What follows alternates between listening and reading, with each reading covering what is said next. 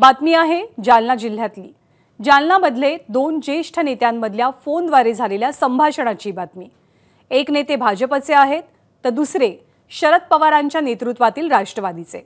जालना जिल्हा मध्यवर्ती सहकारी बँकेच्या निवडणुकीत अध्यक्ष आणि उपाध्यक्ष पदाच्या बिनविरोध निवडीत कुणाकुणाची वर्णी लावायची याचं सगळं प्लॅनिंग झालं।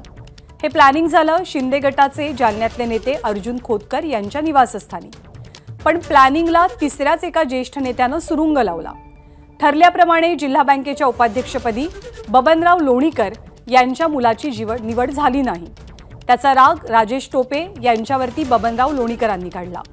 ही व्हायरल फोन क्लिप आम्ही तुम्हाला पूर्ण ऐकवू शकत नाही, पण राजकीय नेत्यांचं अंतरंग किती घृणास्पद असतं याचा उलगडा होण्यासाठी ही क्लिप पुरेशी आहे।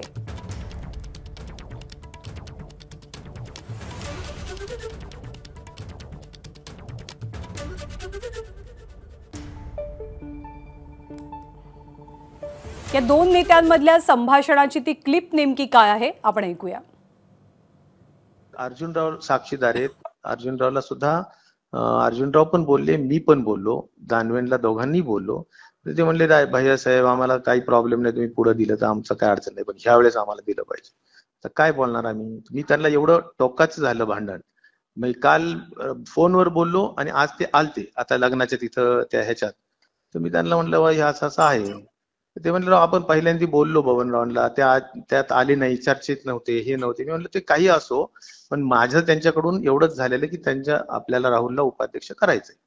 तर ते आता तुम्ही असं मला वाटतं की ह्यावेळेस सोडावं। ते म्हणले नाही मला ह्यावेळेस साहेब राजकारण मोठं नसतं, त्या उपाध्यक्ष पदात काही नाहीये, आम्हालाही माहिती आहे। एकच सांगू का, मी ह्यांना आणि तुम्ही शब्द दिला, अर्जुनरावच्या बंगल्यावर बोलला, चर्चा केली, पण पुढच्या ह्याच्यात पाळू आता नाही। अरे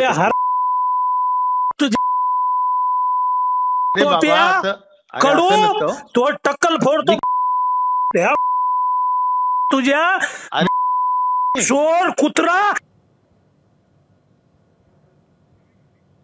तर भाजपचे नेते बबनराव लोणीकर आणि राष्ट्रवादीचे नेते राजेश टोपे हे दोनही मंत्रीपद भूषवलेले ज्येष्ठ नेते आहेत।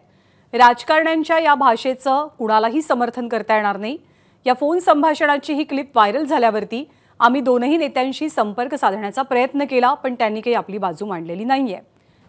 हे फोनचं संभाषण आपण बघितलं आणि या घटनेची पार्श्वभूमी सांगतायत आमचे जालन्याचे प्रतिनिधी रवी मुंडे। रवी, या वादाला किंवा या सगळ्या फोनच्या कन्व्हर्सेशनला, संभाषणाला नेमकी कोणत्या वादाची पार्श्वभूमी आहे? खरं तर आपण या ऑडिओ क्लिपची पुष्टी करत नाही आहोत, मात्र याला काही तात्कालिक कारणं आहेत। जसं की 2 डिसेंबर रोजी जालना जिल्हा मध्यवर्ती बँकेच्या निवडीचा प्रसंग असल्याचे कारण समोर येत आहे।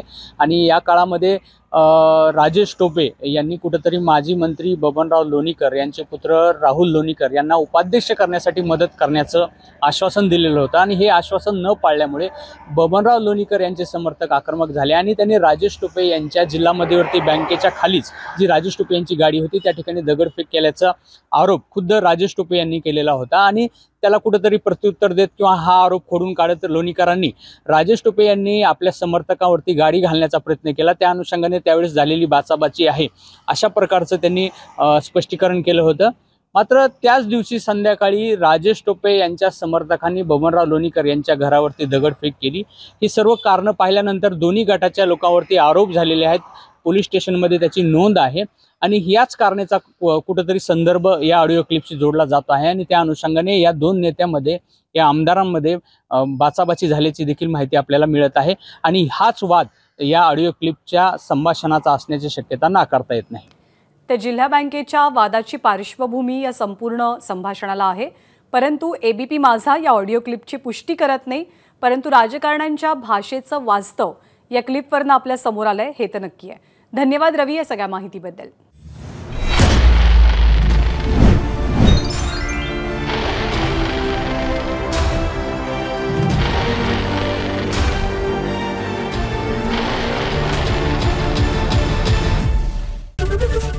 एबीपी माझा, उघडा डोळे बघा नीट।